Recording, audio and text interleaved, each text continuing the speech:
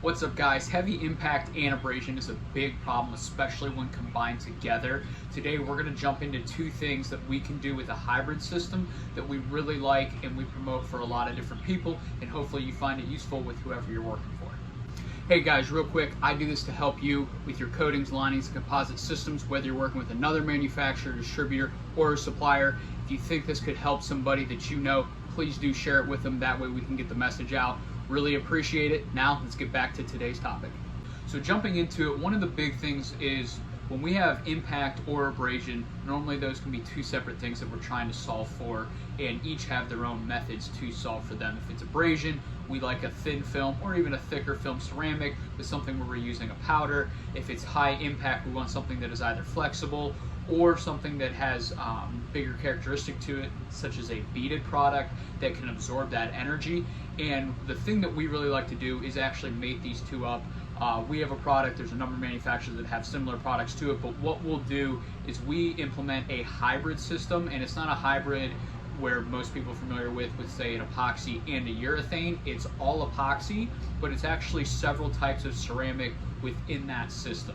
And the reason that this is done is, one, when we're dealing with impact, we go with a ceramic bead, and these are it's more ceramic per volume than say a powder that's put in where it's dispersed throughout the resin, right? So we get very high abrasion resistance, but also really good impact resistance and deflection because it's a bead, right? It's a circle, it's very hard to get a direct impact to it, which is going to deflect a lot of that, help absorb the energy.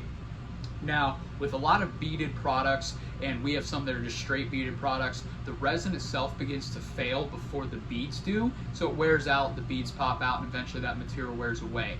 What was done with this product was the fine ceramic powder that I talked about with a lot of the thinner systems was actually incorporated in with the beads. So where the beads don't fill, that ceramic powder actually fills that system in where the beads can't, and then the resin's protected. And this is done with a couple different sizes of powders as well as carbide. So think of it like we have a really big bead, and then we have a smaller ceramic or a carbide, and then even smaller ceramic, so that we can fill in that whole, we'll call it gradient of resin, so that one, the resin can hold on to the beads and make sure that can do what it needs to, which is absorb energy, take the impact, and provide wear resistance.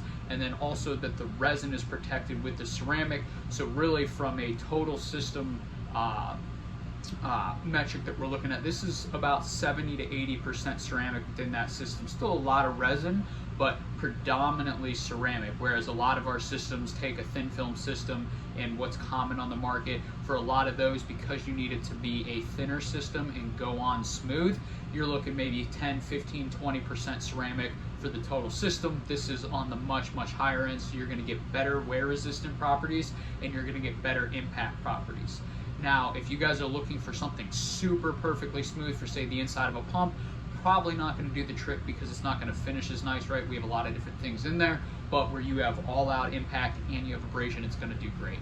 So hope this was helpful for you guys. If you have any questions on this, if you're working with another manufacturer distributor and you want a good recommendation there, just drop a comment below and I'll get to you as soon as I can. Appreciate you. Godspeed.